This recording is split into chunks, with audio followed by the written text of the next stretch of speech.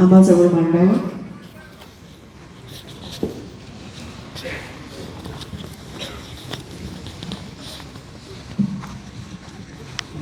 वो जाता है ना चेयर.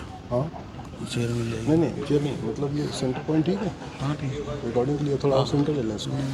चलो. आ रहा है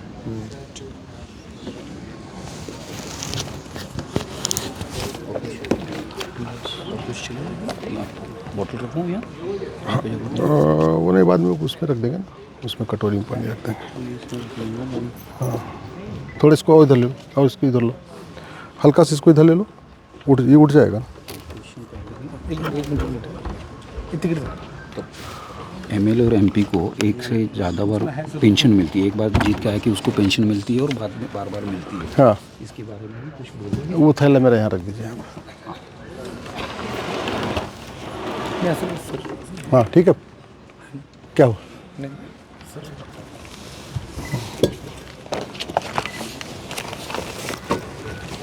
ये पेपर सिर्फ रखा हूँ. ठीक है ठीक.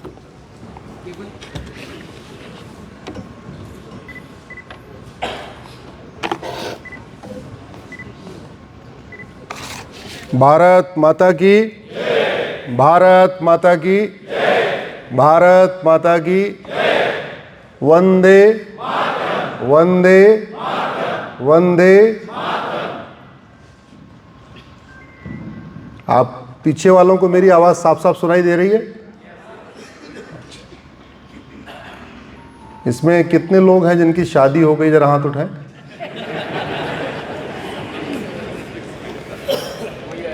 आप ईमानदारी से बताना, जिन लोगों की शादी हुई है उसमें से कितने लोग जोड़े से आए हैं? कितने लोग घर छोड़ के आए हैं? ऐसे कार्यक्रम में अकेले क्यों आते हैं?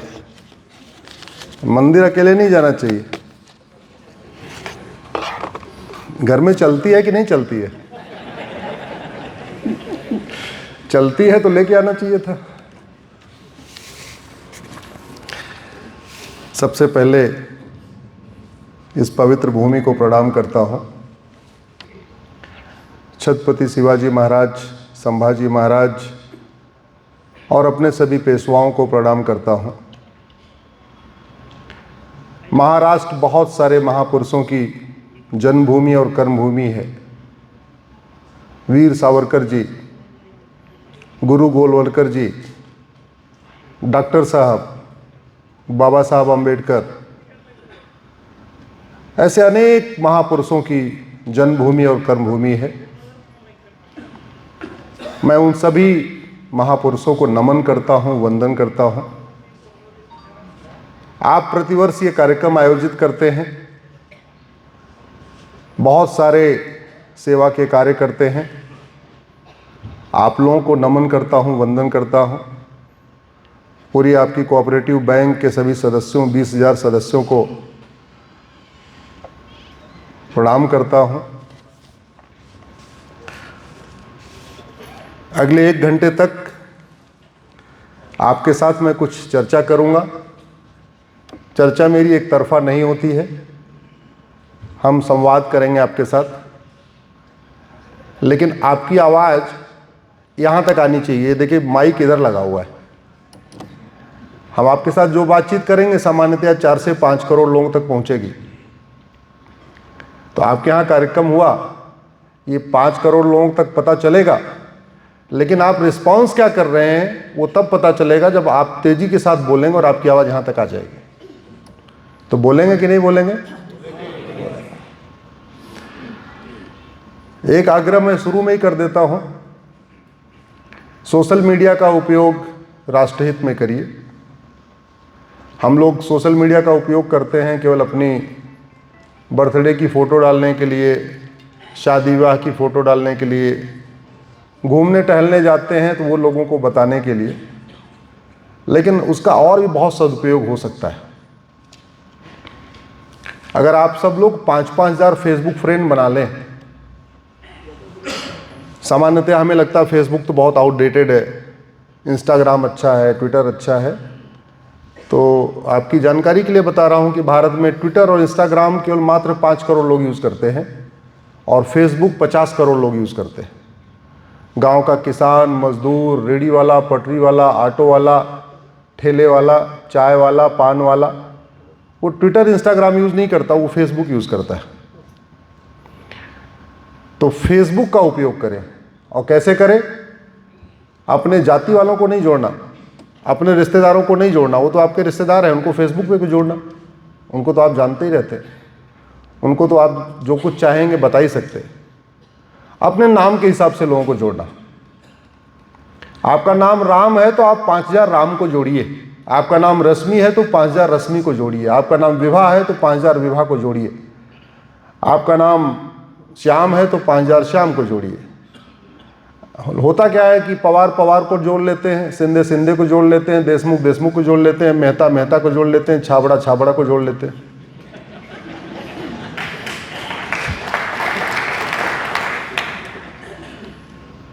अगले 1 घंटे कुछ कड़वी बातें भी मेरे मुंह से निकल सकती हैं, क्योंकि मुझे मीठा झूठ बोलना आता नहीं और मैं बीमारी की बात नहीं करता, मैं दवाई की बात करता हूँ। तो बीमारी की चर्चा हम लोग क्या है, धीरे धीरे सब कॉन्शियस माइंड में हमारे ऐसे हो गया, हमें बीमारी की बात सुनना अच्छा लगता है। हमें उसका मूल कारण सुनना, उसका स्थायी समाधान सुनना अच्छा नहीं लगता। अच्छा इसलिए नहीं लगता कि संसद में बीमारी की बात होती है, विधानसभा में बीमारी की बात होती है, टीवी पे केवल बीमारी बीमारी बीमारी बीमारी समस्या की बात होती है, अखबार में केवल समस्या समस्या समस्या, कहीं मूल कारण स्थायी समाधान की चर्चा नहीं होती। तो हम सब कॉन्शियस माइंड में हमारे समस्या सुनना अच्छा लगता है, मूल कारण स्थायी समाधान नहीं। तो इसलिए आज आप लोगों से आग्रह कर रहा हूँ। अच्छा, एक और भी बड़ा अच्छा है। तो मेहता जी, आपका पूरा क्या नाम है? पंकज पदमचंद मेहता। हाँ, पंकज जी मेहता। और भाभी जी का? सीमा पंकज मेहता। अरे वाह, सीमा पंकज मेहता। तो मतलब पंकज जी ने 5000 पंकज को जोड़ लिया और भाभी जी ने 5000 सीमा को जोड़ लिया। तो आपकी नेटवर्किंग कितने लोगों तक हो गई? 10,000। पिताजी हैं? नहीं, कोई बात नहीं। मतलब घर में बाकी लोग भी ऐसे कर सकते हैं। तो कुछ लोगों के घर में 20-20 हजार लोग जोड़ सकते हैं। जोड़ सकते नहीं जोड़ सकते? और जो बात अच्छी लगी वो आपने 5000 पंकज को बता दिया और भाभी जी ने 5000 सीमा को बता दिया। इसका फायदा क्या है? हिंदू भी सीमा, जैन भी सीमा, बौद्ध भी सीमा, सिख भी सीमा, ब्राह्मण भी पंकज, सिख क्षत्रिय भी पंकज, जैन भी पंकज, बौद्ध भी पंकज, दलित भी पंकज, अगड़ा भी पंकज, पिखड़ा पिछड़ा भी पंकज। और क्या फायदा है? तमिलनाडु में भी पंकज, गुजरात में भी पंकज, राजस्थान में भी पंकज, बंगाल में भी पंकज, उड़ीसा में भी पंकज। तो आपने बैठे बैठे देश भर के 5000 पंकज को, वो हिंदू थे, जैन थे, बौद्ध थे, सिख थे, ब्राह्मण थे, क्षत्रिय थे, वैश्य थे, दलित थे, अग्रवाल थे, माहेश्वरी थे, मारवाड़ी थे, जैन थे, अगड़े थे, पिछड़े थे, मजदूर थे, मालिक थे, ठेले वाले थे, खोमचे वाले थे। आपने 5000 पंकज को अपनी बात पहुंचा दिया। अभी हमारा नेचर क्या है? बिजनेस वाले बिजनेस वालों से संपर्क कर रहे हैं, मालिक मालिक से संपर्क कर रहा है, मजदूर मजदूर से संपर्क कर रहा है। मालिक और मजदूर का संपर्क नहीं हो रहा है। मालिक क्या सोच रहा है, मजदूर क्या सोच रहा है, ये एक तब होगा जब हम कनेक्ट हो जाएंगे। तो पंकज मालिक भी होगा, पंकज मजदूर भी होगा। ये इसका फायदा है। करेंगे अब आगे से? जोर से बोलिए जरा, हाथ नहीं उठा रहे। धन्यवाद।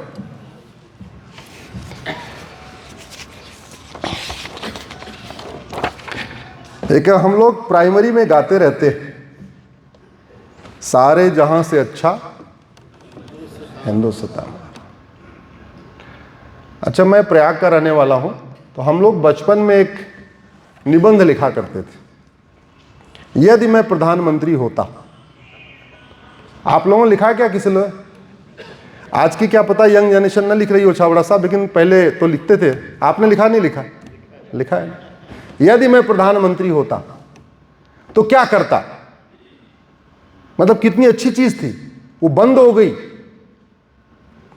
नहीं तो बचपन में, चौथी में, पांचवी में, छठवीं में, सातवीं में बच्चे का मेंटल एटीट्यूड और उसका एप्टीट्यूड टेस्ट होता था कि बच्चा कितना सोच रहा है कि प्रधानमंत्री बन के क्या क्या करेगा।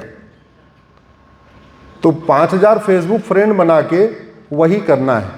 यदि मैं प्रधानमंत्री होता तो मैं क्या करता, लिख सकते हैं उस पर? लिख सकते हैं। Bharat Japan, Bharat Singapore, Bharat America, Bharat चीन, या जिनको हम विकसित देश कहते हैं, उनमें और भारत में अंतर क्या है? आज का पूरा एशिया भगवान राम के अंदर में था।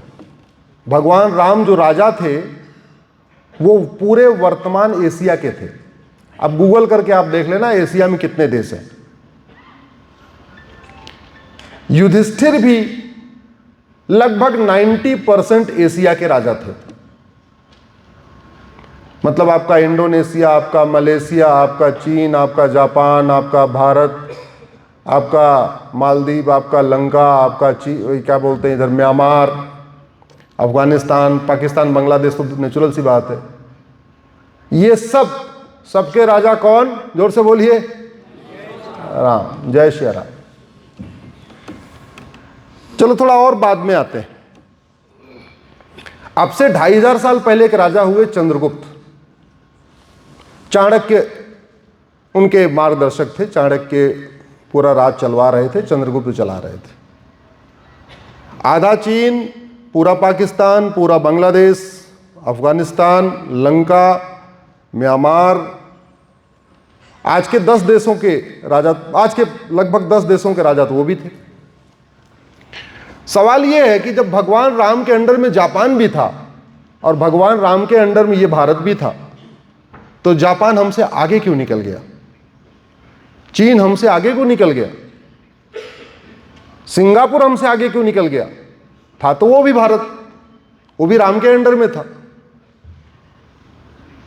गड़बड़ी क्या हुई? अगर सिंगापुर में घूसखोरी नहीं है, कमीशनखोरी नहीं है, जमाखोरी नहीं है, मिलावटखोरी नहीं है, कालाबाजारी नहीं है, नशा तस्करी नहीं है, मानव तस्करी नहीं है, सोना तस्करी नहीं है, अलगाववाद नहीं है, कट्टरवाद नहीं है, जिहाद नहीं है, मजहबी उन्माद नहीं है, ड्रग का कारोबार नहीं है, तो क्यों? और भारत में ये सब क्यों है? इसको इसलिए चिंतन करना पड़ेगा क्योंकि राम की जन्मभूमि भारत, कृष्ण की जन्मभूमि भारत, भगवान बुद्ध की जन्मभूमि भारत, भगवान महावीर की जन्मभूमि भारत, चाणक्य की जन्मभूमि भारत, विवेकानंद की जन्मभूमि भारत। अगर आप पूरी दुनिया में सारे महापुरुषों की जन्मभूमि देखें तो ये वाला भारत है जिस भारत में हम हैं और जहां इतनी सारी समस्याएं चल रही हैं। इनमें से कोई भी महापुरुष जापान में नहीं जन्म लिया, इनमें से कोई भी महापुरुष सिंगापुर में जन्म नहीं लिया। आखिर क्या कारण है कि कुछ दिन पहले अभी नागपुर में पत्थरबाजी हुई, अभी वो याददाश्त से उतरा नहीं था तब तक एक पिछले हफ्ते नासिक में पीट दिया, 21 पुलिस वालों को पीट दिया उठा के। पीटा नहीं पीटा नासिक में, आखिर क्या कारण है कि नागपुर जो दुनिया के सबसे बड़े सामाजिक संगठन राष्ट्रवादी संगठन का हेडक्वार्टर है, नागपुर जो महाराष्ट्र के मुख्यमंत्री का गृह क्षेत्र और कर्म क्षेत्र है, नागपुर जो केंद्रीय सड़क परिवहन मंत्री के का गृह क्षेत्र और कर्म क्षेत्र है, नागपुर जो वीर सावरकर, डॉक्टर हेडगेवार, गुरु गोलवलकर, वीर सावरकर, बाबा साहब अंबेडकर का कर्म क्षेत्र है, नागपुर जहां 90% हिंदू हैं, नागपुर जहां विधायक हिंदू, सांसद हिंदू, मंत्री हिंदू, पार्षद हिंदू, प्रधान हिंदू, वहां वहसी दरिंदे औरंगजेब की कब्र के नाम पे दंगा हुआ और घर किसका जलाया? जोर से बोलिए जरा। हिंदुओं का। गाड़ियों में आग किसके लगी? ये नागपुर में हुआ, अभी पिछले हफ्ते नासिक में हुआ। माता 51 शक्तिपीठों में से एक शक्तिपीठ था हमारा कीर्तेश्वरी। कीर्तेश्वरी जहां माता का मुकुट गिरा था, मुर्शिद खान नाम का लुटेरा गया, उसने कीर्तेश्वरी को मुर्शिदाबाद बना दिया। आजकल मुर्शिदाबाद में क्या हो रहा है, टीवी देखने वालों को पता है, देखा नहीं देखा टीवी? हाँ। मुर्शिदाबाद में हिंदू 30% है, Arab, Dubai, Kuwait, Bahrain, Abu Dhabi में 10% से कम है। क्या कारण है कि नागपुर में हिंदू 90% है, वहां पे भी मारे गए, आगजनी हुई। मुर्शिदाबाद में 30% है, वहां पे भी आगजनी हुई, पलायन कर रहे। नासिक में जहां 90% है, वहां पिछले हफ्ते मारे गए, पीटे गए। कभी आपने Dubai, Kuwait, Bahrain, Abu Dhabi में सुना क्या ऐसे हिंदुओं का घर जलाया हो? जोर से बोलिए जरा। होली पे, इस साल अगर होली पे आपको विजुअल याद होगा, होली के दिन संभल में होली खेली गई थी, याद है आपको? तो सब लोग बड़े प्रसन्न थे। तो मैं ये सोच रहा था अगर 2025 में इतनी सेना लगा के होली खेलनी पड़ रही है तो 2050 में क्या होगा? और दूसरा, उसी दिन दुबई के भी विजुअल आए। दुबई में सब आराम से होली खेल रहे थे। दुबई में होली खेलने के बाद किसी कोई पत्थरबाजी हुई थी क्या? नहीं। सड़क पलटाने की साजिश पूरी दुनिया में सबसे ज्यादा कहां होती है? भारत में। कभी पत्थर रख देंगे, कभी ड्रम रख देंगे, कभी कुछ रख देंगे, कभी कुछ रख देंगे। अच्छा, दूसरा क्या कारण है? भारत में ओवरऑल हिंदू 80% हैं, फिर भी यहां असुरक्षित महसूस कर रहे हैं। और मैं बहुत सारे अग्रवाल समाज के लोगों को, मारवाड़ी समाज के लोगों को, जैन समाज, माहेश्वरी समाज के लोगों को जानता हूं जो दुबई पलायन कर रहे हैं। मतलब 80% भारत में है, फिर भी उनको लगता है अगली जनरेशन ठीक नहीं रह पाएगी, तो कहां पलायन कर रहे हैं वो? दुबई। क्यों? दुबई में भगवान राम का मंदिर भले नहीं है, लेकिन वहां राम नीति लागू है, और राम नीति है भय बिन होए न प्रीत। दुबई में कृष्ण जी का मंदिर भले नहीं है, लेकिन वहां कृष्ण नीति लागू है, और कृष्ण नीति है सठे साठ्यम समाचरित। हम कहते हैं केवल लोहा लोहे को काटता है, लोहा लोहे को काटता है, और वहां लोहा लोहे को काटता है, यह फार्मूला इफेक्टिवली लागू है। दुबई में इसलिए सुरक्षित हैं लोग, वहां 3 महीने के अंदर फैसला हो जाता है। अभी कुछ दिन पहले माननीय सुप्रीम कोर्ट ने कहा कि राष्ट्रपति को 3 महीने के अंदर फैसला करना चाहिए। आप लोगों ने सुना कि नहीं सुना? कि जब राष्ट्रपति जी के पास बिल जाए तो उनको 3 महीने के अंदर फैसला कर देना चाहिए। अब सुप्रीम कोर्ट को कहना चाहिए कि नहीं कहना चाहिए, राष्ट्रपति को आदेश देना चाहिए कि नहीं देना चाहिए, इस पे खूब चर्चा हो रही है। दुर्भाग्यवश इस बात पर चर्चा नहीं हो रही है कि 3 महीने में करना चाहिए कि नहीं करना चाहिए।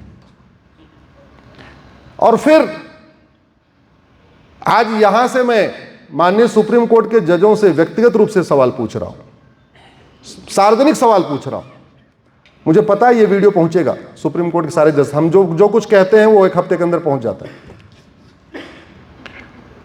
कि केवल राष्ट्रपति को ही 3 महीने में क्यों फैसला करना चाहिए? सुप्रीम कोर्ट को 3 महीने में हर मुकदमे का फैसला क्यों नहीं करना चाहिए?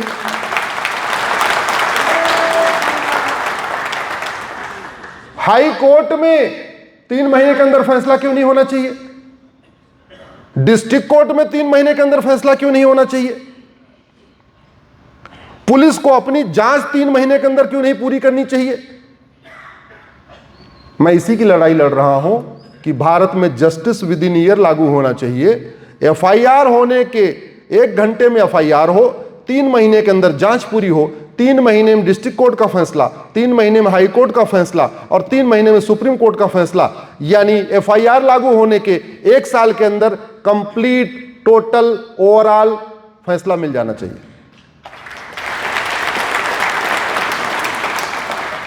अब आप सोच रहे होंगे, अरे यहां तो 40-40 साल से मुकदमा चल रहा है, 1 साल में कैसे हो जाएगा? हो सकता है, 100% हो सकता है। गारंटी के साथ हो सकता है और दुनिया के कई देशों में लागू है। दुनिया के कई, भारत में लागू था। छत्रपति शिवाजी महाराज के समय जब कोर्ट, जो जुडिशियल सिस्टम था, उसमें 4 कैटेगरी थी।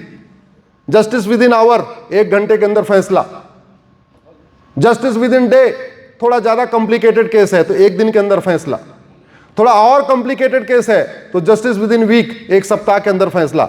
और बहुत एक्सेप्शनल जो केस था, उस जस्टिस विद इन मंथ, 1 महीने के अंदर फैसला। इसी भारत में होता था। और केवल यही नहीं लागू था, उस सिस्टम को रानी अहिल्याबाई होलकर ने अपने राज्य में भी लागू कर दिया था। हो सकता है हमारी 50% समस्याओं का मूल कारण सड़ा हुआ कानून और सड़ी हुई न्याय व्यवस्था है। और सब परेशान है,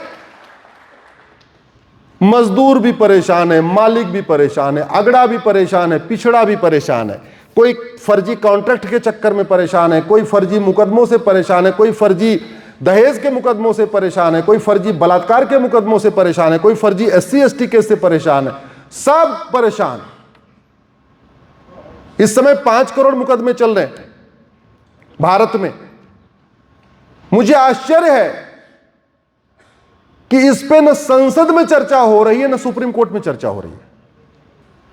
5 करोड़ मुकदमों का मतलब, जब कोई मुकदमा चलता है उसमें एक पक्ष चाहता है जल्दी से फैसला हो जाए और एक पक्ष चाहता है मुकदमा चलता रहे। बलात्कारी चाहता है मुकदमा लंबा चले और पीड़िता का परिवार चाहता है मुकदमा जल्दी खत्म हो। ऐसे ही है ना? और मुकदमा लंबा चल रहा है तो आज का न्यायिक सिस्टम बलात्कारी के पक्ष में है या पीड़िता के पक्ष में? बलात्कारी। जो ड्रग स्मगलर है वो चाहता है मुकदमा लंबा चले। जिसके बच्चे ड्रग खा के, ड्रग पी के मर गए या परेशान हो गए, वो चाहता है परिवार जल्दी से जल्दी ड्रग स्मगलर को फांसी हो, आजीवन कारावास हो। और मुकदमा लंबा चल रहा है तो आज का न्यायिक व्यवस्था ड्रग स्मगलिंग को प्रमोट कर रही है या कंट्रोल कर रही है? प्रमोट कर रही है। अच्छा, हमारे देश का सिस्टम देखिए, जो जितने बड़े आतंकवादी को छुड़ा ले वो उतना बड़ा वकील, जो जितने बड़े अलगाववादी को छुड़ा ले वो उतना बड़ा वकील।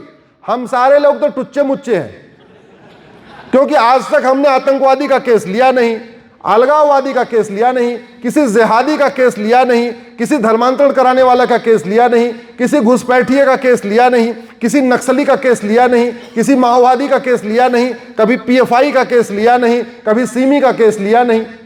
तो हम क्या हैं? छोटे वाले वकील। बड़ा वकील कौन? जो हाजी मुस्तान का मुकदमा लड़े, दाऊद इब्राहिम का मुकदमा लड़े, याकूब मेनन का मुकदमा लड़े, ऐसे लोगों का जो मुकदमा ले वो क्या है? बड़ा वकील। ऐसे ही है ना, हम दिमाग में जब छोटा बड़ा सोचते हैं ऐसे ही सोचते हैं।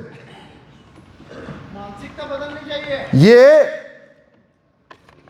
भारत में जितनी समस्याएं, 1000 बेटियां प्रतिदिन लव जिहाद का शिकार हो रही हैं। यानी साल में 3.5 लाख से 4 लाख बेटियां हमारी लव जिहाद का शिकार हो रही हैं। और याद रखिएगा, लड़का कन्वर्ट होता है, पुरुष कन्वर्ट होता है तो एक व्यक्ति कन्वर्ट होता है।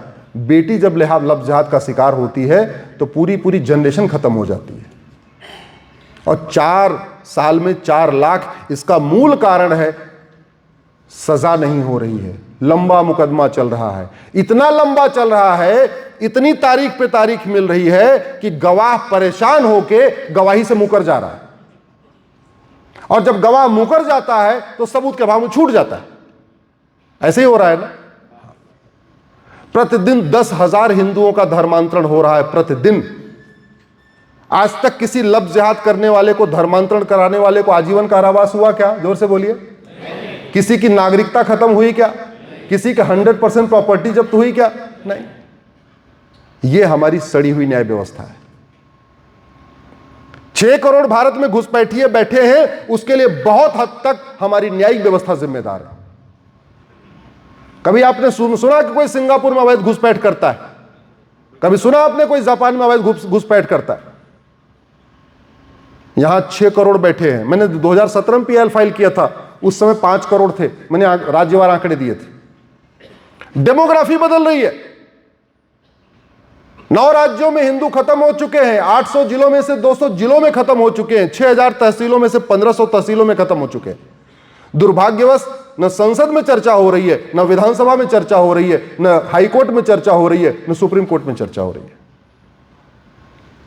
उन्हीं को जगाने के लिए मैंने कहा 5-5 हजार फेसबुक फ्रेंड बनाइए, ऐसी चीजों को लिखिए और महीने में एक बार अपने सांसद से मिलिए और महीने में एक बार अपने विधायक से मिलिएगा और उनको यह जरूर कहना कि मानव निर्मित कोई भी समस्या लाइलाज नहीं होती, केवल दैवीय समस्याएं लाइलाज होती हैं।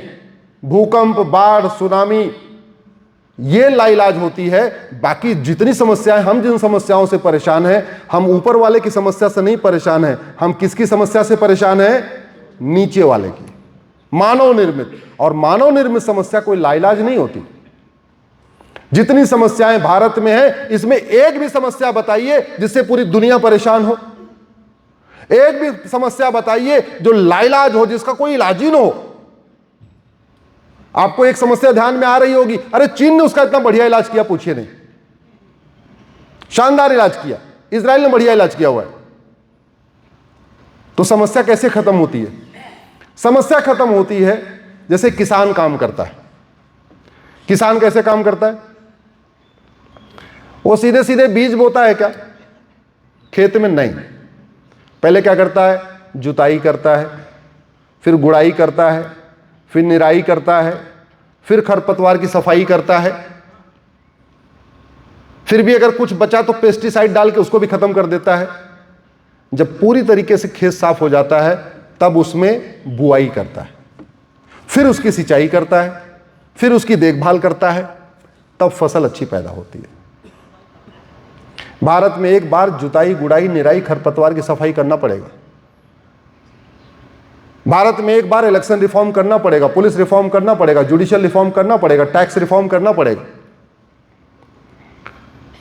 इतना दिमाग में रख लीजिए कि अंग्रेजों ने एक भी कानून भारत की संस्कृति या हमारे हित के लिए नहीं बनाया था। जो भी कानून बनाया था या तो भारत को लूटने के लिए बनाया था या तो भारत को बांटने के लिए बनाया था।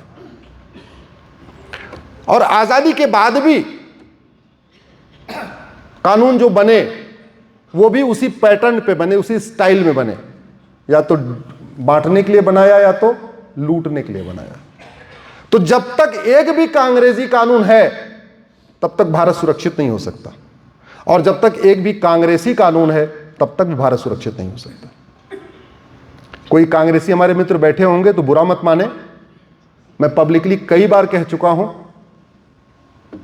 कि मैं भारत के किसी भी कांग्रेस के नेता या जो कांग्रेस का समर्थक कोई भी जज या कांग्रेस का समर्थक कोई भी वकील, कांग्रेस के समर्थक कोई भी लेखक, बुद्धिजीवी, पत्रकार, कलमकार से सार्वजनिक बहस करने के लिए तैयार हूं जिसमें वो ये कह दे ये वाला कानून हमने जब बनाया था तो हमने भारत की संस्कृति को मजबूत करने के लिए, भारत को परंपरा को मजबूत करने के लिए, धर्मांतरण रोकने के लिए, घुसपैठ रोकने के लिए, या हमने किसी कानून का कोई फायदा अच्छा हो गया तो अलग बात है, लेकिन वो बना अच्छे इंटेंशन से नहीं था। आज भारत में नशा तस्करी के कारण हमारी यंग जनरेशन बर्बाद हो रही है। ऐसा कोई कॉलेज नहीं है जहां नशा नहीं पहुंच रहा है। 2-2 बच्चे हैं, 5 से ज्यादा वाला कोई है क्या इधर? देखा, आ गए ना, हम 2 हमारे 2। अब 2-2 बच्चे हैं, उसमें से कॉलेज में गया लड़का, MBA करने गया, लॉ करने गया, मेडिकल करने गया, कुछ करने गया, वहां ड्रग एडिक्ट हो गया। ड्रग एडिक्ट का सबसे बड़ा दुष्परिणाम यह है कि इन ड्रग्स में नपुंसकता की दवाइयां मिली हुई हैं, इन ड्रग्स में बाझपन की दवाइयां मिली हुई हैं। 2-2 बच्चे, एक नशेड़ी हो गया, बाद में नपुंसक हो गया, बेटी थी, ड्रग आदत पड़ गई, बाझ हो गई, जनरेशन खत्म। यह हमारे लिए बहुत खतरे की बात है। आप लोग गूगल करिएगा, सिंगापुर 900 ग्राम गांजा फांसी, ये 4 शब्द डालिएगा, सिंगापुर 900 ग्राम गांजा फांसी। एक व्यक्ति गया था 900 ग्राम गांजा लेके सिंगापुर में, कॉलेज के पास खड़ा था, उठा के उसको फांसी दे दिया। दोबारा कोई सिंगापुर में नशा लेके जाएगा क्या? जोर से बोलिए जरा। नहीं। अरे यहां तो 9-9 कुंटल गांजा मिलता है और हमारी अदालतें बाकायदा जमानत दे देती हैं। मानवाधिकार कहते ह्यूमन राइट है इनका भी। मानवाधिकार मानव का होता है, दानव का नहीं। दुर्भाग्यवश हमारे जजों को मानवाधिकार और दानवाधिकार के बीच का अंतर नहीं पता। वो आम के पेड़ और बबुल के पेड़ को एक बराबर मान के चल रहे हैं, जबकि आम का पेड़ फल देता और बबुल का पेड़ कांटा। ये दिक्कत है। रुकेगा कैसे? रुकेगा तब जब जस्टिस विद इन ईयर लागू हो। जस्टिस विद इन ईयर कैसे होगा? क्या करना होगा? सबसे पहले one nation one police code बनाना पड़ेगा। एक देश एक पुलिस संहिता। अल्टीमेटली पुलिस वालों को जो वेतन भत्ता, गाड़ी बंगला मिलता है, वो जनता की सेवा करने के लिए मिलता है, सत्ता की गुलामी करने के लिए मिलता है। जोर से बोलिए जरा। तो जब जनता की सेवा करने के लिए मिलता है और जो उनको वेतन भत्ता, गाड़ी बंगला मिलता है, वो आप ही लोग जीएसटी देते हैं, आप ही इनकम टैक्स देते हैं, आप ही वैट देते हैं, आप ही टीडीएस देते हैं, आपके टोल टैक्स, आपके रोड टैक्स, जो जितना टैक्स आप देते हैं उसी से मिलता है।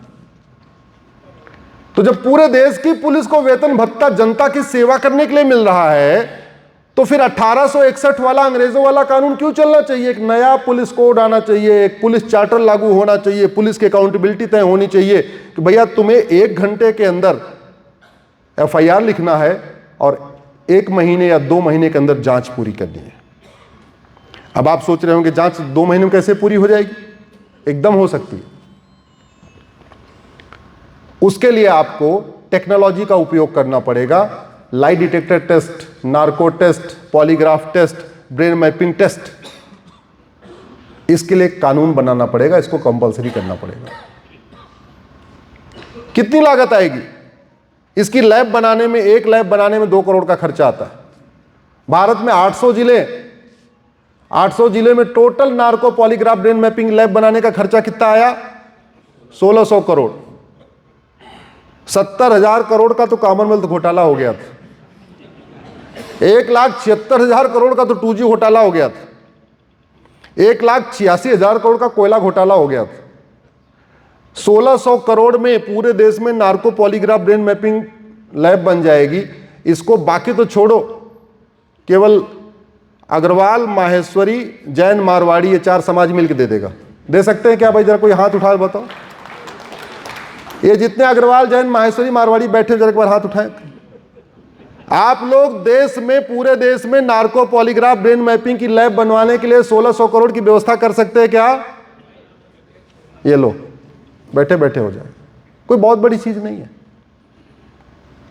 और क्या करना पड़ेगा? मुकदमा लंबा चलता किस लिए है? मुकदमा लंबा चलता है झूठी शिकायत के कारण। समाधान, झूठी शिकायत को गंभीर अपराध घोषित कर दीजिए। मुकदमा लंबा क्यों चलता है? पुलिस वाला माल खा के जांच को लंबी खींच देता है, तो झूठी जांच को गंभीर अपराध घोषित कर दिया जाए। मुकदमा लंबा क्यों चलता है? क्योंकि भारत में झूठी गवाही देना अपराध नहीं है। गवाह तो ऐसे मिल जाते हैं कि आप केवल माल पानी फेंको। कोर्ट में आपको गवाह ले जाने की जरूरत ही नहीं है, रेडीमेड गवाह कोर्ट में खड़े रहते हैं। यहीं अपने कोल्हापुर की कोर्ट में आप हत्या करो, बलात्कार करो, कुछ भी करो, पैसे, केवल पैसा होना चाहिए, उसमें गवाह की जरूरत नहीं है। आपको वहीं डिस्ट्रिक्ट कोर्ट का वकील आपके अपराध के हिसाब से आपका रेट होगा। चोरी, लूट, झपटमारी किए हैं तो 10,000 रुपये में गवाह मिल जाएगा। ड्रग स्मगलिंग वगैरह किए हैं तो 50-60 हज़ार में गवाह मिल जाएगा। हत्या बलात्कार किए हैं तो 1 लाख रुपए में गवाह मिल जाएगा। 2 गवाह चाहिए होता है, 2 लाख रुपए दे दो, 2 गवाह रेडी। ना आपने गवाह को देखा, ना गवाह आपको देखा, और एफिडेविट पे लिख के देगा, इनको पिछले 20 साल से जानता हूं। तो झूठी गवाही बंद, झूठी गवाही को गंभीर अपराध घोषित किया जाए। झूठा एफिडेविट फाइल करने को गंभीर अपराध घोषित कर दिया जाए। और मुकदमा लंबा क्यों चलता है? जज साहब माल पानी लेके डेट देते रहते हैं। जब मैं कहता था न्याय बिकता है तो कोई मानता नहीं था। इस बार होलिका माता ने हमारी मांग मान लिया। पहले मैं कहता था न्याय बिकता, तो लोग मानते ही नहीं थे। क्यों? क्योंकि जब तक आंखों से देखेंगे नहीं तब तक कहीं सुनी नहीं माने। इस बार भारत की राजधानी दिल्ली में होलिका माता ने होली के दिन नोटों को बंडल में आग लगा दिया। बोले देख लो, ये हाई कोर्ट के जज हैं और 10 बोरा मिला, 15 बोरा मिला, उसकी तो बात ही समझ में नहीं आ रही कितने बोरे मिले। लेकिन ये 10 बोरा था या 15 बोरा था, ये किसी अच्छे व्यक्ति ने तो नहीं दिया होगा, या तो किसी आतंकवादी ने दिया होगा, या तो किसी ड्रग स्मगलर ने दिया होगा, या किसी अलगाववादी ने दिया होगा, या ह्यूमन जो मानव तस्करी करते हैं, बेटियों को बेचते हैं, उन्होंने दिया होगा। अरे गरीब आदमी, आम आदमी के पास 10 बोरी नोट मिलेगी क्या किसको देने के लिए? अगर किसी व्यापारी ने भी दिया होगा तो भी अब्दुल करीम तेलगी जैसा होगा। ईमानदार व्यापारी तो नहीं दे देगा 10 बोरी नोट। क्यों देगा भाई? जो आदमी सही पे है वो क्यों देगा? तो इसलिए जजों की अकाउंटेबिलिटी तय करने के लिए एक जुडिशियल चार्टर लागू करना पड़ेगा और उसमें लिखना पड़ेगा कि अगर फैसले से स्पष्ट हो गया कि आपने माल पानी दे के फैसला दिया है तो आपको सजा मिलेगी, और वैसे सजा मिलेगी जैसे नॉर्मल भ्रष्टाचारी को मिलती है। दुर्भाग्य देखिए, नोटों का बोरा मिल गया, अभी तक एफआईआर नहीं हुई है। जब एफआईआर ही नहीं हुई तो जांच कैसे होगी? जब जांच नहीं होगी तो सजा कैसे होगी? और जब सजा नहीं होगी तो जजों के मन में खौफ कैसे आएगा? उनको लगता है वो कानून के ऊपर है, माइल है एकदम। ये व्यवस्था बदलनी चाहिए कि नहीं? दुर्भाग्य देखिए, सुप्रीम कोर्ट अपने फैसले में राष्ट्रपति को कह रहा है 3 महीने के अंदर फैसला करो, लेकिन सुप्रीम कोर्ट के जजों ने अभी तक ये नहीं कहा इस भ्रष्ट जज के खिलाफ एक एफआईआर करो।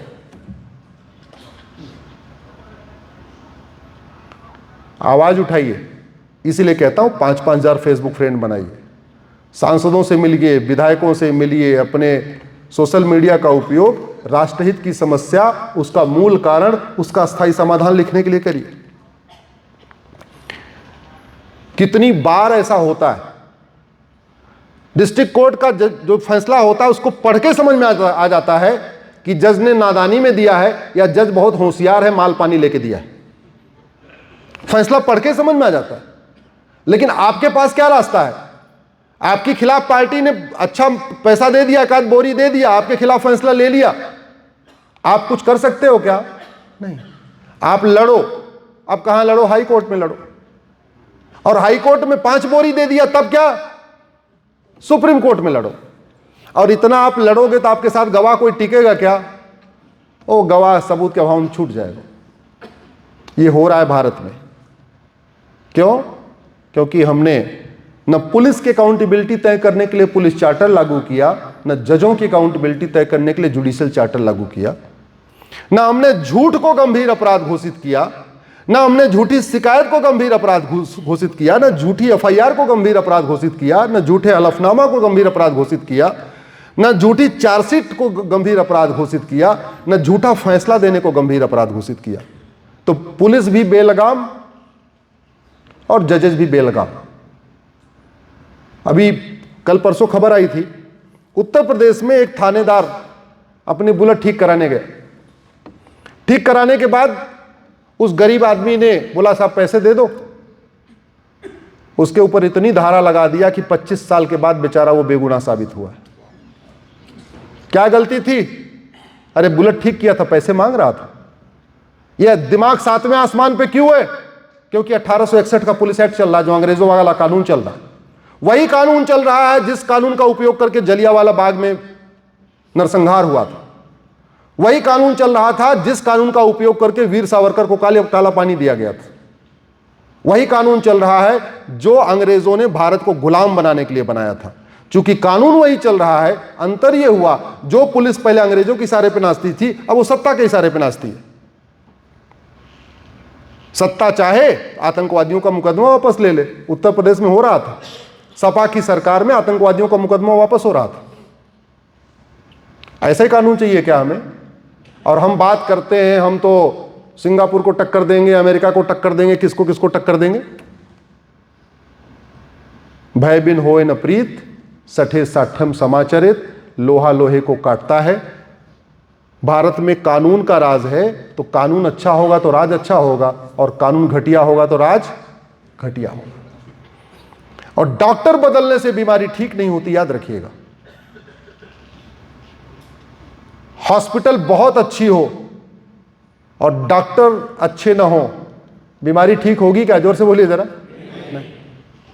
हॉस्पिटल अच्छी हो, डॉक्टर भी अच्छे हो, दवाई गड़बड़ हो, बीमारी ठीक होगी क्या? नहीं।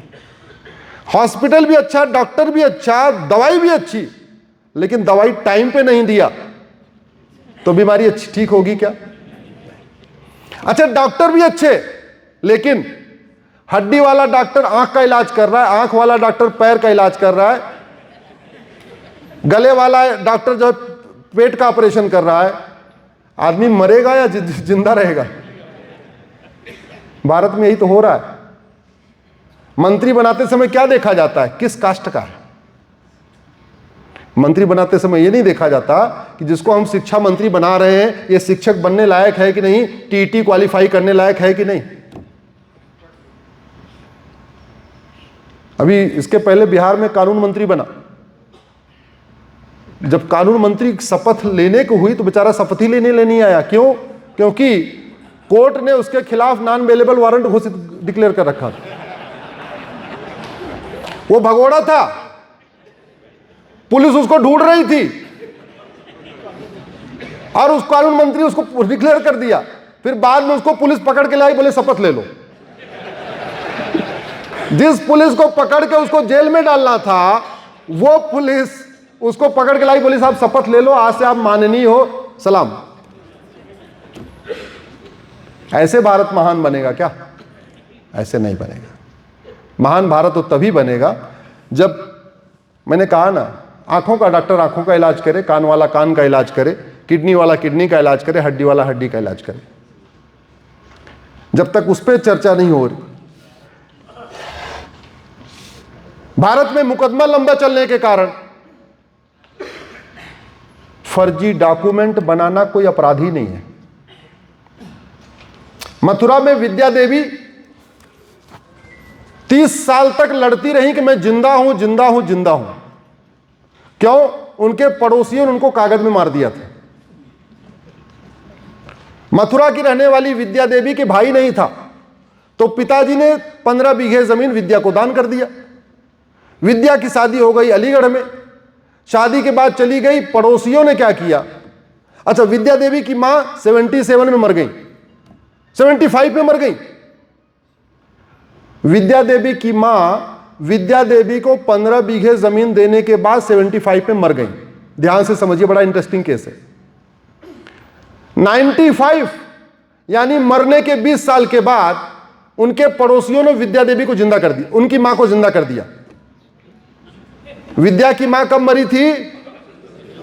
75 में। पड़ोसियों ने, लेखपाल, पटवारी, तहसीलदार, कानूनगो ने मिलकर जिंदा कर दिया उनको 95 में। और 95 में जिंदा किया, और विद्या देवी जो 2025 में मरी हैं, इनको 95 में मार दिया। समझ रहे हैं आप? मां मर गई 75 में, उसको जिंदा किया 95 में, और विद्या देवी जो मरी है 2025 में, इनको मार दिया 95 में, सेम टाइम में। मतलब विद्या देवी को मारा और मां को जिंदा किया, और 15 बीघे जमीन अपने नाम करा लिया। और 30 साल तक विद्या देवी लड़ती रही, मैं जिंदा हूं, जिंदा हूं, जिंदा हूं, सिद्ध नहीं कर पाई और मर गई। इस सड़ी हुई न्यायिक व्यवस्था के दम पे भारत सुरक्षित बनेगा क्या?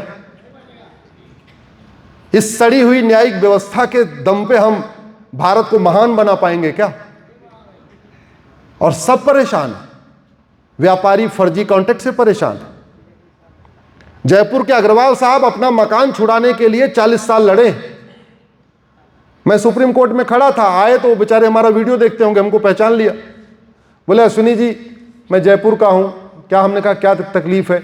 बोले 40 साल से अपना मकान खाली कराने के लिए लड़ रहा हूं, आज फैसला शायद हो जाएगा। बाद में फैसला मिला। हमने कहा कि कितना किराया मिला था? बोले जितना किराया मिला था उसका 100 गुना वकीलों को दे चुका हूं, और 40 साल लड़ा हूं और अलग से। और हम कह रहे हैं हम भारत को कहाँ कहाँ बना देंगे, क्या क्या कर देंगे। कैसे बनेगा भारत सुरक्षित? क्यों लोग यहाँ के पलायन कर रहे हैं? क्यों हमारी यंग जनरेशन अमेरिका जा रही, लौटना नहीं चाहती? हमारी यंग जनरेशन सिंगापुर जा रही, लौटना ही नहीं चाह रही है। क्योंकि सबको सुरक्षा चाहिए, सबको मानसिक शांति चाहिए। भारत में अगर जुडिशियल सिस्टम ठीक हो जाए, कानून का खौफ पैदा हो जाए, तो बाहर से एफडीआई लाने की जरूरत नहीं है। यहीं के व्यापारी 2% जीडीपी बढ़ा देंगे, यहीं की जीडीपी 2% बढ़ा देंगे। ये जो इंस्पेक्टर राज चल रहा है, जो लूट चल रही है, जो लाइसेंस देने के नाम पे जो दुनिया भर का ड्रामा चल रहा है, आराम से 2% जीडीपी बढ़ सकती है। लेकिन बढ़ेगी तब जब आप डिमांड करेंगे, आप लिखना शुरू करेंगे, कुछ सांसद इसको संसद में उठाएंगे, कुछ विधायक इसको विधानसभा में उठाएंगे, कुछ जज इसको सुप्रीम कोर्ट में बोलना शुरू करेंगे, तब होगी। लेकिन उधर तो कुछ हो ही नहीं रहा। न खबर पालिका इसको कभी डिबेट करती है ऐसे विषयों पे, न न्यायपालिका में इस पे चर्चा होती है, न विधायिका में चर्चा होती है। संसद विधानसभा में शेरो शायरी ज्यादा होती है, कविता पाठ ज्यादा होता है। आदमी परेशान किस चीज से, उससे नहीं चलता। और मैं तो देखता हूं, आप लोगों को भी कविता पाठ ही अच्छा लगता है। वो फलाने वाले ने क्या डायलॉग मारा, वो फलाने नेता ने क्या शायरी पढ़ी, वो फलाने वाले, मतलब आपको भी तू मैं अच्छा लगता है, आपको भी आरोप प्रत्यारोप अच्छा लगता है, आपको नूरा कुश्ती अच्छी लगती है, आपको बतौलेबाजी अच्छी लगती है, आपको तू चोर मैं सिपाही वाला खेल अच्छा लगता है। तो जो आपको अच्छा लगता है वो सप्लाई हो रहा है। डेमोक्रेसी में जो डिमांड होती है वो सप्लाई होती है। जौनपुर जिले में एक केस चल रहा है 10 बीघे जमीन का, 1985 से 40 साल बीत चुके हैं। अभी तक ये नहीं तय हो पाया कि 2 वसीयत में से कौन सी वसीयत असली है, कौन सी वसीयत नकली है। नार्को पॉलीग्राफ ब्रेन मैपिंग कानून होता, हर जिले में narco polygraph brain mapping lab होती, एक दिन में पता चल जाता किसकी वसीयत असली है, किसकी वसीयत नकली है। झूठा आधार बन रहा है 2-2 हजार रुपए में। क्यों?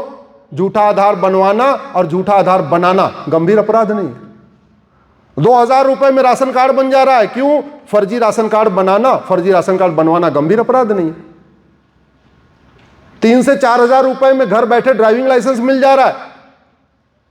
क्यों? फर्जी ड्राइविंग लाइसेंस बनाना, फर्जी ड्राइविंग लाइसेंस बनवाना गंभीर अपराध नहीं। और ये जो भ्रष्टाचार है, ये जो सड़ी हुई न्यायिक व्यवस्था है, इसका राष्ट्रीय सुरक्षा से सीधा संबंध है। यहां 6 करोड़ घुसपैठिए इसलिए आ गए क्योंकि यहां घुसपैठ वाला कानून ही सड़ा हुआ है। यहां 6 करोड़ घुसपैठिए इसलिए आ गए, बॉर्डर पे 2000 रुपए दे के आते हैं, अंदर 2000 में आधार बनवाते हैं, 2000 में कॉमन सर्विस सेंटर वाला 2000 में आधार बना देता है, नगर निगम का दलाल 2000 रुपए में उनको बर्थ सर्टिफिकेट बना के दे देता है, तहसील वाला दलाल 2000 रुपए में उनको राशन कार्ड बना के दे देता है, आरटीओ ऑफिस वाला दलाल 3 से 4000 रुपए में उनको ड्राइविंग लाइसेंस बना के देता है। और जब 4 डॉक्यूमेंट बन जाते हैं तो कोई पार्षद प्रधान का चुनाव लड़ने वाला उनका वोटर आईडी में नाम जुड़वा देता है। 15,000 रुपए में बांग्लादेशी रोहिंग्या क्या बन गए? भारतीय। 1 साल में 5 लाख रुपए का फायदा उठा लेते हैं। चूंकि बांग्लादेशी रोहिंग्या है, उनका जो कार्ड भी बनता है वो गरीबी रेखा से नीचे वाला है, तो प्रधानमंत्री जो मुफ्त वाला मकान है उसके पात्र बन जाते हैं।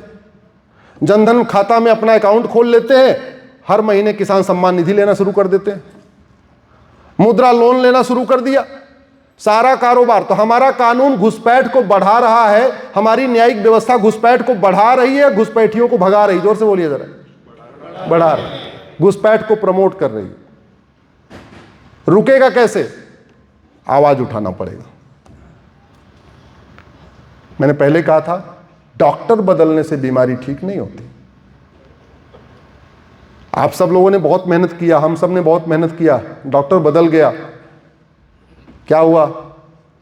महाराष्ट्र से घुसपैठिए भागना शुरू हो गए क्या? जोर से बोलिए जरा। महाराष्ट्र में लफ्ज़ जिहाद बंद हो गया क्या? महाराष्ट्र में ड्रग्स जिहाद बंद हो गया क्या? महाराष्ट्र में जनसंख्या विस्फोट बंद हो गया क्या? नहीं, क्योंकि डॉक्टर बदले हैं, दवाई नहीं बदली है। और बीमारी दवाई ठीक करती है, बीमारी डॉक्टर ठीक नहीं करता।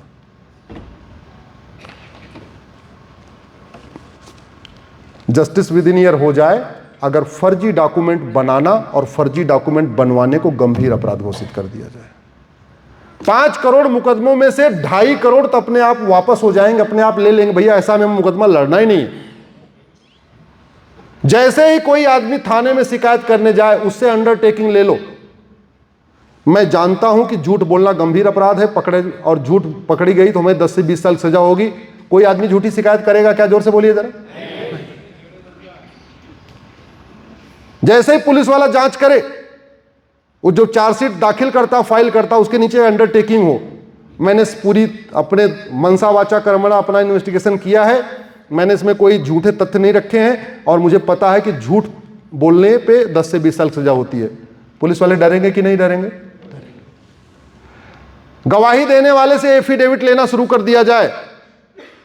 मुझे पता है झूठी गवाही देने पे 10 से 20 साल सजा होती है और अगर मैं पकड़ा गया, मेरी जो गवाही झूठी हुई तो मुझे 10 से 20 साल सजा होगी। कोई झूठी गवाही देगा क्या?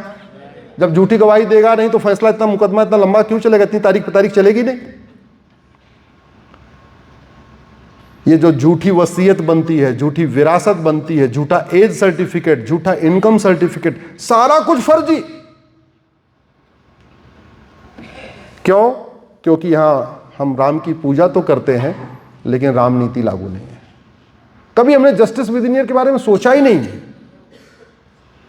अमेरिका में डेविड कोलमैन हेडली आतंकवादी पकड़ा गया, उससे पूछा तूने रेकी किया क्या? बोले हाँ साहब रेकी किया। सोचो आतंकवादी कितना ईमानदार है वहां पे। जानते हैं क्यों? क्योंकि रेकी करने की सजा 10 साल है और झूठ बोलने की सजा 10 से 20 साल है। आप लोग गूगल करिएगा, अमेरिका 2 शर्ट चोरी 25 साल सजा। 2 शर्ट चोरी करने पे कितनी सजा और कैसे?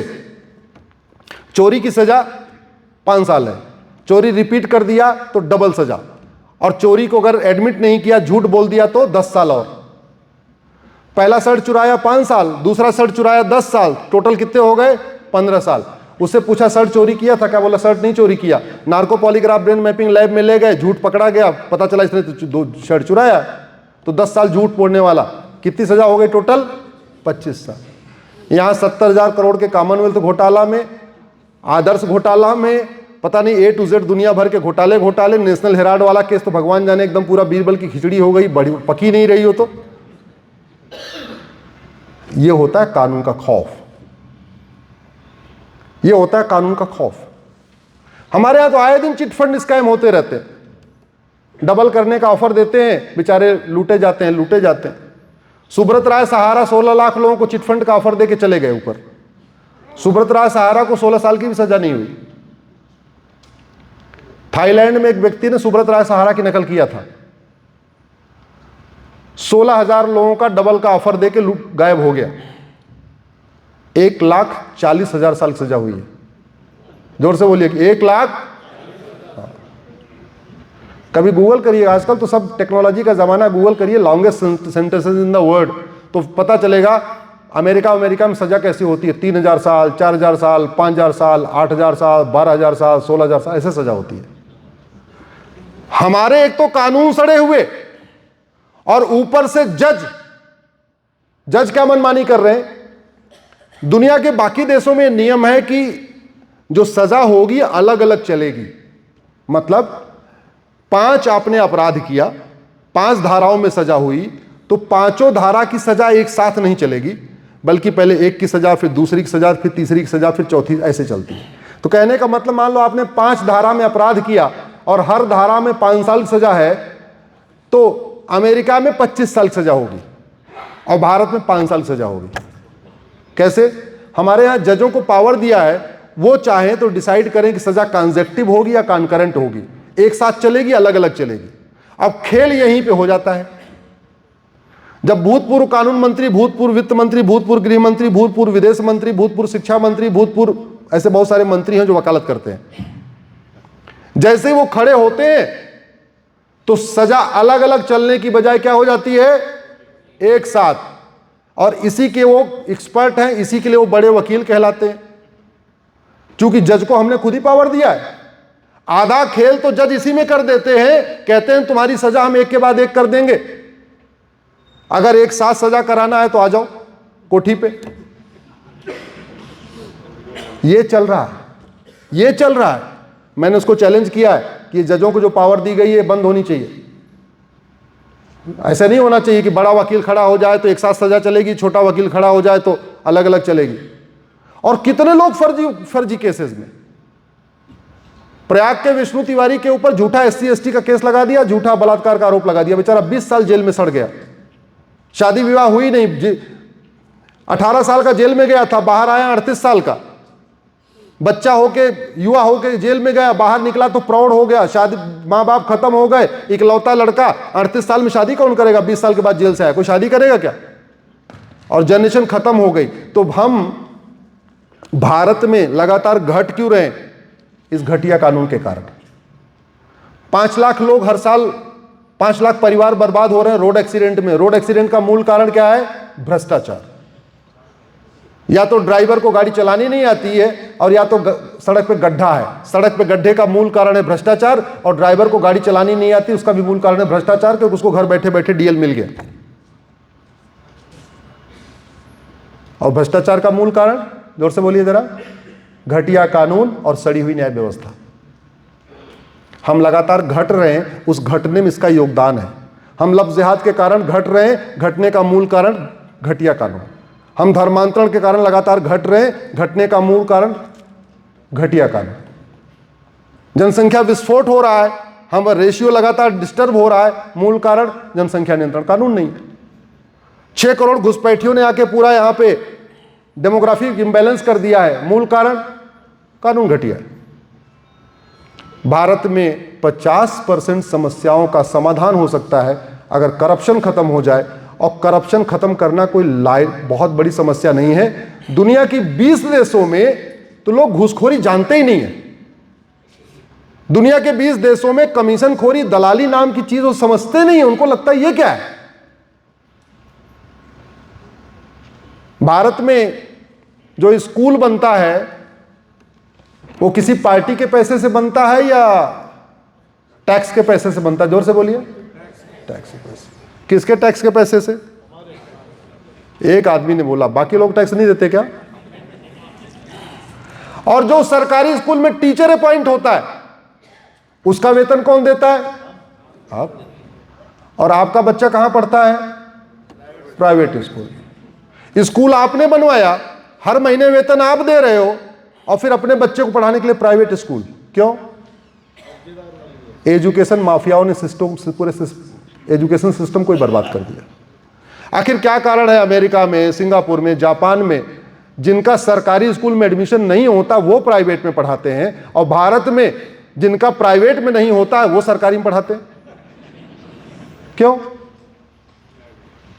अमेरिका में, सिंगापुर में, जापान में जब गवर्नमेंट हॉस्पिटल में बेड नहीं मिलती तब प्राइवेट हॉस्पिटल में जाते हैं, और यहां जब प्राइवेट में बेड नहीं मिलेगी तब गवर्नमेंट में जाएंगे। हॉस्पिटल किसने बनवाया? आपने। डॉक्टर को पैसा किसने, डॉक्टर का वेतन कौन दे रहा है? आप। और इलाज कहां कराते हो आप? प्राइवेट में। क्यों भैया? ये तो राम की धरती है, ये तो कृष्ण की धरती है, ये तो महावीर की धरती है, तो गौतम बुद्ध की धरती है, छत्रपति शिवाजी महाराज की धरती है। इतनी अव्यवस्था क्यों है? क्योंकि हमको लगता है कि ये जो व्यवस्था है ऐसे ही है, पूरी दुनिया ऐसे ही चली। पूरी दुनिया ऐसे नहीं चल रही। हमने सोचना समझना बंद कर दिया, हमने आवाज उठाना बंद कर दिया। इसलिए मैं आप लोगों से आग्रह कर रहा हूं, इसके खिलाफ आवाज उठाइए, जुडिशियल रिफॉर्म के लिए आवाज उठाइए, जुडिशियल चार्टर लागू करने के लिए आवाज उठाइए, पुलिस रिफॉर्म के लिए आवाज उठाइए, इलेक्शन रिफॉर्म के लिए आवाज उठाइए। मतलब शिक्षक बनने के लिए MA BEd और ऊपर से TT क्वालिफाई करना पड़ेगा, तब बनेगा आदमी प्राइमरी का टीचर। और शिक्षा मंत्री, जोर से बोलो जरा। अरे अभी एक राज्य की शिक्षा मंत्री अपनी ओथ ही नहीं पढ़ पाई, दोबारा उनको फिर से ओथ करानी पड़ी। जब वो शिक्षा मंत्री बन गई तो जो वहां बाबू बैठे हैं, जो अल्टीमेटली सचिव तो IAS होगा ना, वो क्या करेगा? दिन भर वो भी लूट करेगा और थोड़ा थोड़ा उसमें मंत्री जी को भी देता रहेगा, लूट का हिस्सा देता रहेगा। यही तो करेगा जब मंत्री को खुद ही नहीं पता एजुकेशन सिस्टम कैसे चलता। स्वास्थ्य मंत्री बना दिया, डॉक्टर बनने के लिए MBBS चाहिए, और स्वास्थ्य मंत्री बनने के लिए उसमें देखना पड़ेगा इस वाले कास्ट का है, इस वाले कास्ट का। अच्छा, आप जरा सोचिए, समाज हर चीज में क्वालिटी चाहिए, आपको हर चीज में क्वालिटी चाहिए। टीचर जाति वाला नहीं चाहिए, टीचर अच्छा चाहिए। डॉक्टर जाति वाला नहीं चाहिए, डॉक्टर अच्छा चाहिए। मोची जाति वाला नहीं चाहिए, मोची अच्छा चाहिए। धोबी जाति वाला नहीं चाहिए, धोबी अच्छा चाहिए। हर जगह अच्छा अच्छा। और दूसरी तरफ क्या हो रहा है, जिसको देश चलाना है, जिसको देश बनाना है, जिसको कानून बनाना है, जिसको व्यवस्था को देखना है, जिसको देखना है कि भारत जापान में क्या अंतर है, भारत सिंगापुर में क्या अंतर है, भारत अमेरिका में क्या अंतर है, वो देश हमसे आगे क्यों है, हम पीछे क्यों हैं, यहां अराजकता क्यों है, उनके लिए कोई सिस्टम ही नहीं, कोई मिनिमम क्वालिफिकेशन नहीं, कोई मैक्सिमम एज नहीं। वो आदमी क्लर्क नहीं बन सकता लेकिन वित्त मंत्री बन सकता है। तो जब वो वित्त मंत्री बनेगा तो कैसे कैसे चलाएगा डिपार्टमेंट? फिर तो उसको जो डिपार्टमेंट वाले बाबू हैं उसको बुद्धू बनाते रहेंगे, नचाते रहेंगे अपने इशारे पे, और नाच रहे हैं अपने इशारे पे। आपके महाराष्ट्र के एक दो लोगों को तो मैंने देखा संसद में शायरी पढ़ते हैं, पढ़ते नहीं पढ़ते, मतलब उनको शायरी पढ़ने के लिए आप उनको वेतन देते हैं, आप उनको भत्ता देते हैं, आप उनको चार्टर्ड प्लेन देते हैं, आप उनको फ्री एयर टिकट देते हैं, आप उनको फ्री रेल टिकट देते हैं, आपने उनके पीछे सिक्योरिटी लगा रखी है, सब कुछ करने के लिए। क्या करने के लिए? शायरी पढ़ने के लिए। आवाज उठाइए, आवाज नहीं उठाएंगे देश बदलेगा नहीं। हमारे जैसे बहुत सारे लोग आएंगे, मर जाएंगे, चले जाएंगे, कुछ नहीं बदलाव होगा जब तक समाज नहीं उठेगा, और फिर यहीं कहीं रहेंगे। और धीरे धीरे आप देख लीजिएगा हमारा सारा ब्रेन ड्रेन हो जाएगा। आप ही के बच्चे यहां नहीं रुकेंगे। हमने तो अपने दो बच्चों को ला करा के लिए सुप्रीम कोर्ट ही रोक लिया, वो तो हम उनको कहीं नहीं जाने दे रहे हैं। हम जो काम छोड़ के जाएंगे हमारे बच्चे आगे बढ़ाएंगे, लेकिन आप ही के बच्चे नहीं रुकेंगे। MBA करने भेज देंगे, बीटेक करने, इंजीनियरिंग करने भेज देंगे, लौट के नहीं आने वाले। वो बोले अरे नहीं आ नहीं रहना, हम कहीं और ही काम करेंगे। इसका समाधान justice with in year. Justice with in year हो जाए, घूसखोरी कमीशन खोरी रुक जाएगी। जस्टिस विद इन ईयर हो जाए, दलाली बंद हो जाएगी। जस्टिस विद इन ईयर हो जाए, कटमनी, तोलाबाजी, हवालाबाजी बंद हो जाएगी। जस्टिस विद इन ईयर हो जाए, नशा तस्करी, मानव तस्करी बंद हो जाएगी। जस्टिस विद इन ईयर हो जाए, माओवाद, नक्सलवाद खत्म हो जाएगा। जस्टिस विद इन ईयर हो जाएगा, लव जिहाद, लैंड जिहाद खत्म हो जाएगा। जस्टिस विद इन ईयर हो जाएगा, धर्मांतरण रुक जाएगी। जस्टिस विद इन ईयर हो जाए, घुसपैठी अपने आप भाग जाएंगे। जस्टिस विद इन ईयर हो जाएगा, मिलावटखोरी बंद हो जाएगी। जस्टिस विद इन ईयर हो जाएगी, कालाबाजारी बंद हो जाएगी। जस्टिस विद इन ईयर हो जाएगा, सड़क mafia, drug mafia, rail mafia, ये सारे माफियाओं का कारोबार खत्म हो जाएगा। जस्टिस विद इन ईयर हो जाए तो लोग थाने पे जाने पे डरेंगे नहीं। जस्टिस विद इन ईयर हो जाए, अपराध 50% अपने आप कम हो जाएगा। हमारे देश में पुलिस बढ़ाई जा रही है, पुलिस को बढ़ाने की जरूरत नहीं है, कानून का खौफ पैदा करने के लिए है। जो लोग स्विट्जरलैंड के कहीं गए होंगे उनको पता होगा, स्विट्जरलैंड में पुलिस 5 डे वर्किंग करती है। सैटरडे संडे वहां थाने छुट्टी रहती है। सैटरडे संडे बस ऐसे कहीं कहीं आपको ट्रैफिक पुलिस वाले मिलेंगे, वो इसलिए मिले हैं कि भारत वाले घूमने आए होंगे, कहीं भूल भाल गए तो इनको रास्ता बता दो। 5 डे वर्किंग, 8-8 घंटे की ड्यूटी। हमारे यहां कानून इतना सड़ा हुआ है, कानून सड़ा हुआ है तो मुकदमों की संख्या बहुत ज्यादा है। मुकदमों की संख्या ज्यादा है, कानून सड़ा हुआ है, कानून का खौफ नहीं है, तो कोई चेन स्नेचिंग कर रहा है, कोई मोबाइल स्नेचिंग कर रहा है, कोई कुछ छीन रहा है, कोई कुछ छीन रहा है, कोई चोरी कर रहा है, कोई लूट कर रहा है, कोई झपटमारी कर रहा है, कोई भाड़े पे हत्या कर रहा है, कोई हथियारों की तस्करी कर रहा है, कोई कुछ कर रहा है। तो पुलिस के पास इतना काम पड़ा हुआ है। जस्टिस विद इन ईयर हो जाए, कानून का खौफ पैदा हो जाए तो मुकदमा कम हो जाएगा। मुकदमा कम हो जाएगा, जो 14-14 घंटे ड्यूटी करते हैं 8-8 घंटे ड्यूटी करेंगे। जरूरत क्या है? ये जज कह रहे हैं हम तो फाइलों के बोझ के तले दबे जा रहे हैं। अरे क्यों दबे जा रहे हो? जस्टिस विद इन ईयर लागू करो। राष्ट्रपति अगर 3 महीने के अंदर फैसला दे सकती हैं तो डिस्ट्रिक्ट कोर्ट के जज 3 महीने में फैसला नहीं कर सकते क्या? जोर से बोलिए जरा। हाई कोर्ट के जज नहीं कर सकते क्या? सुप्रीम कोर्ट के जज नहीं कर सकते क्या? तो बस आपसे आग्रह यह है, ऐसे विषयों को लिखना शुरू करिए, बोलना शुरू करिए, चर्चा करना शुरू करिए, और महीने में एक बार अपने सांसद विधायक से मिलना शुरू करिए। अल्टीमेटली दवाई कहां बनेगी? या तो विधानसभा में या तो लोकसभा, संसद में। थोड़ी बहुत जो दवाई सुप्रीम कोर्ट में बन सकती है उसके लिए हम लोग हैं, मैं हूं, हरिशंकर जैन है, विष्णु जैन है, हम लोग वहाँ पे अपनी अपनी दवाई बनवा रहे हैं। उसमें जो लोग सहयोग करना चाहते हैं उनका स्वागत है। अभी वक्फ का मैटर चल रहा था, 2-3 साल पहले, शायद आप लोगों में वक्फ के बारे में पता नहीं होगा आपको। हमने 5 साल पहले इसको चैलेंज किया था, तो ये वक्फ के बारे में जानकारी वहीं से शुरू हुई। हमारा काम यही है, बिस्तर के नीचे जितने सांप पड़े हैं उनको एक एक सांप को निकाल निकाल के दिखाना कि देखो सांप पड़ा हुआ है। और अभी बहुत सांप पड़े हुए, 50 घटिया कानून अभी चल रहे हैं। हमने चैलेंज किया हुआ, एक एक करके बताऊंगा। प्लेस ऑफ वर्शिप एक्ट हमने चैलेंज किया है, माइनॉरिटी कमीशन एक्ट चैलेंज किया, वक्फ एक्ट को चैलेंज किया है, नेशनल ऑनर एक्ट को चैलेंज किया है, मदरसा मिशनरी स्कूल को चैलेंज किया है। ऐसे 50 से ज़्यादा हमने कांग्रेस के बनाए गए कानूनों को चैलेंज किया है। एक एक करके आपको पता चलता रहेगा। 3 तलाक चैलेंज किया, हलाला चैलेंज किया, मुताह चैलेंज किया, मिस्यार चैलेंज किया, तहर्रुस चैलेंज किया, तलाक़ हसन चैलेंज किया, तलाक़ हसन चैलेंज किया, तलाक़ बाइन चैलेंज किया, तलाक़ किनाया चैलेंज किया। ऐसे बहुत सारे हैं मैटर जो चल रहे हैं। जब वक्फ वाला मैटर चल रहा था ना, तो मैं सोच रहा था कि हम लोग गुलाम तो मैं व्यक्तिगत रूप से ये सोच रहा था कि हम गुलाम क्यों हुए थे। वास्तव में चर्चा अब इस पे नहीं होनी चाहिए कि हम आज़ाद कैसे हुए, चर्चा इस पे होनी चाहिए हम गुलाम क्यों हुए थे। एक तरफ हम 2-3 लोग जो नए वाले कानून का समर्थन कर रहे थे, और एक तरफ 75 PIL, 75 में 75 सीनियर एडवोकेट, और वही जिसको मैंने कहा ना, बड़े वकील जिसको आप कहते हैं, सारे बड़े वाले। एक वकील साहब तो ऐसे हैं जिनके पिताजी अपना मकान, दुकान, खेत खलिहान छोड़ के पाकिस्तान से भाग के आए थे। सब कुछ वहीं छोड़ना पड़ा, वहां से आए, उनके पिताजी झुग्गियों में रहे यहां पे।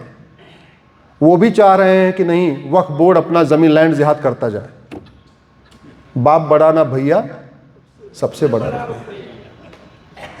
एक और बड़े वकील साहब हैं, मैं भगवान महावीर का, जैन समाज का बहुत बड़ा, मतलब मैं जैनिज्म फॉलो करता हूं भोजन के मामले में। शायद जो आयोजक उनको पता है कि मैं सूर्यास्त के बाद भोजन नहीं करता।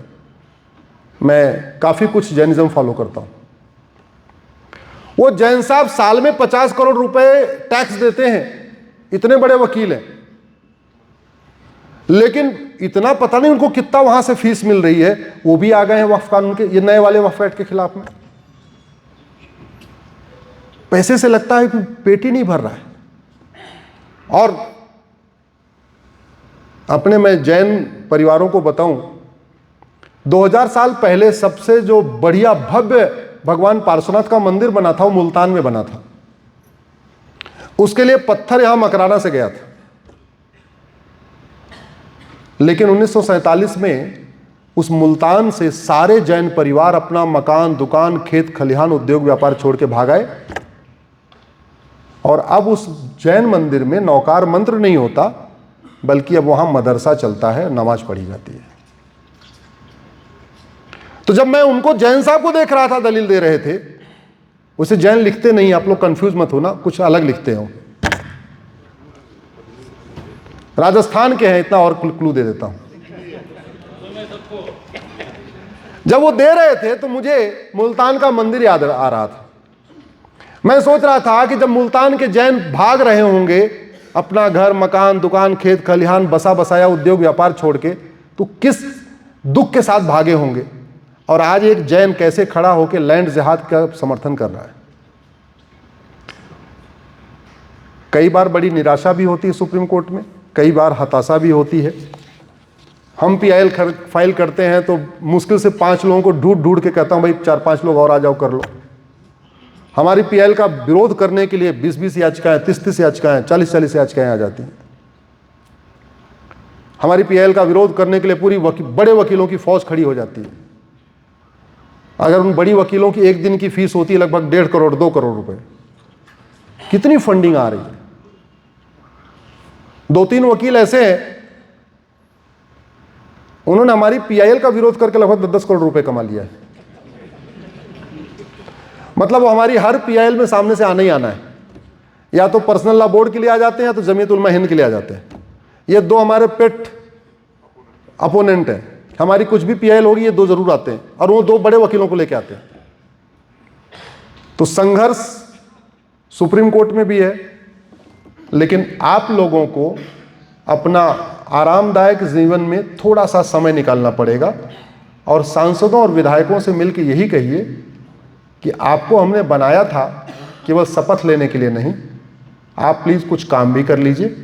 मौका बार बार नहीं आता है, समय जब आए अनुकूल हो तो काम कर लेना चाहिए, क्योंकि कब कोई खटाखट स्कीम, कोई फटाफट स्कीम कोई ऐसे लॉन्च कर दे।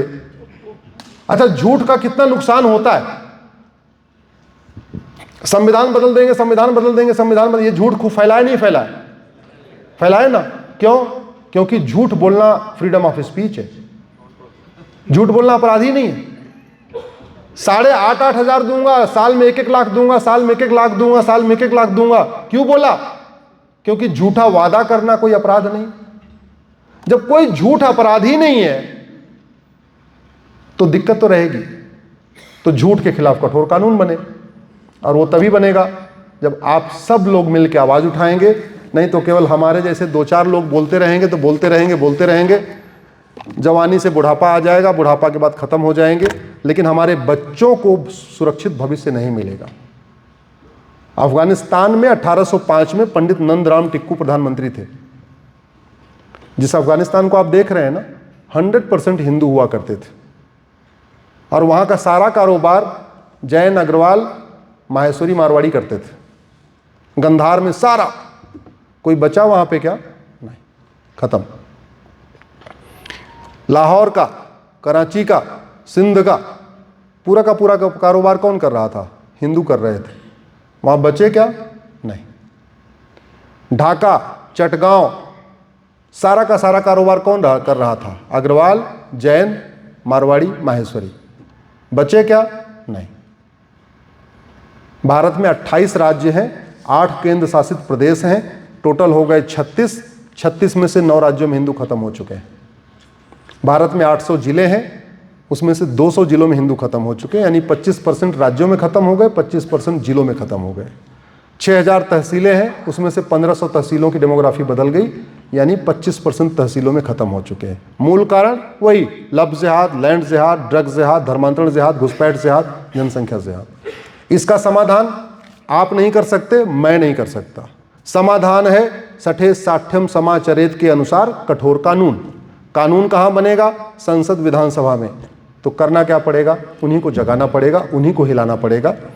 हम लोग भी बड़े स्वार्थी हैं। शादी का कार्ड देने के लिए अपने सांसद विधायक से मिलते हैं, बर्थडे सेलिब्रेट करने के लिए सांसद विधायक से मिलते हैं, गोल गप्पे मारने के लिए सांसद विधायक से मिल लेते हैं, या तो एफआईआर हो गई, गाड़ी का चालान हो गया, तब मिल लेते हैं। अपने मतलब अपने व्यक्तिगत काम के लिए मिलते हैं, राष्ट्रहित में नहीं मिलते, राष्ट्रहित के कार्यों के लिए नहीं मिलते। जिस दिन हर प्रतिदिन सांसद विधायक से 10-20 लोग मिलना शुरू करेंगे, टोकना शुरू करेंगे, पूछना शुरू करेंगे, ये बताओ आपने इस वाले सत्र में कितने 0 आवर में सवाल उठाया? आपने कितने क्वेश्चन आवर में सवाल उठाया? आपने कितने प्राइवेट मेंबर बिल पेश किए? आपने लोकसभा में ये मुद्दा क्यों नहीं उठाया? आपने राज्यसभा में ये मुद्दा क्यों नहीं उठाया? आपने विधानसभा में ये मुद्दा क्यों नहीं उठाया? जिस दिन टोकना शुरू कर देंगे उस दिन चीजें बदलेंगी। और टोकिए हमारे कहने से नहीं, टोकिए अपने आने वाले बच्चों का भविष्य सुरक्षित करने के लिए। कानूनी है जो बचा पाएगा। आज के नेता, अभिनेता, लेखक, बुद्धिजीवी 25 साल के बाद आपके बच्चों को बचाने नहीं आएंगे। मैं लिख के दे रहा हूं आपको, 25 साल। लेकिन आज का कठोर कानून आपकी आने वाली कई जनरेशन को बचाएगा। इसी बात के साथ अपनी बात मैं खत्म करता हूं। बहुत बहुत धन्यवाद, बहुत बहुत आभार। आप सब लोग एक बार खड़े हो जाइए। एक मेरा नारा वामपंथियों ने चुरा लिया है। वो राजकमल जी आगे, ऊपर आ गए। अच्छा, वो नारा आपको दोहराना है, हमें चाहिए आजादी। आपने देखा होगा जेएनयू में डफली बजा बजा के बोलते हैं, पूरा हाथ उठा के बोलना, हमें चाहिए गुलामी के नाम से। इतने लोग हैं, आवाज ही नहीं आ रही है। गुलामी के नाम से, गुलामी के निशान से, गुलामी की कुरीतियों से, गुलामी की कुप्रथाओं से, गुलामी की शिक्षा से, गुलामी की पुलिस व्यवस्था से, गुलामी की न्यायिक व्यवस्था से, गुलामी के झूठे इतिहास से, लब जिहाद लैंड जिहाद से, धर्मांतरण और घुसपैठ से, रोहिंग्या और बांग्लादेशियों से, बम विस्फोट, जनसंख्या विस्फोट से। भारत माता की, भारत माता की, भारत माता की। बहुत बहुत धन्यवाद, बहुत बहुत आभार।